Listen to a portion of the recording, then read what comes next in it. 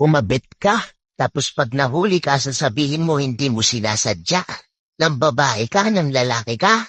Tapos pag nahuli ka, sasabihin mo nagkamali ka lang. Hindi mo sinasadya. Seryoso ba?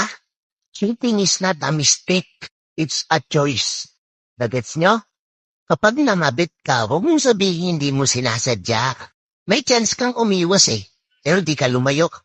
May chance ka na sabihin sa partner mo, pero di mo pinaalam. May chance ka na hindi makipagkita, pero nakipagkita ka pa din ng hindi niya alam.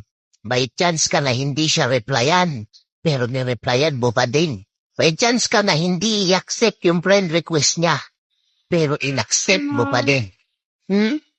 Alam mo yung taong yan magiging threat sa relationship mo, pero bakit ganun? Pinapasok mo pa din. Lahat ng desisyon na to, lahat to galing sa'yo. Meron kang choices Pinili mo yun. Kaya huwag niyo sasabihin na nagkamali ka lang, na hindi mo sinasadya. Kasi binigyan ka ng option para iwasan yun. Pero pinili mo yung option na makakasira ng relasyon ng dalawa.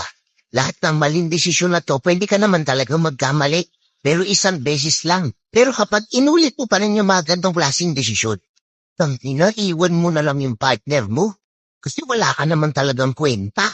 Kumbaga nakatatak na sa puso't isip mo na manloloko ka.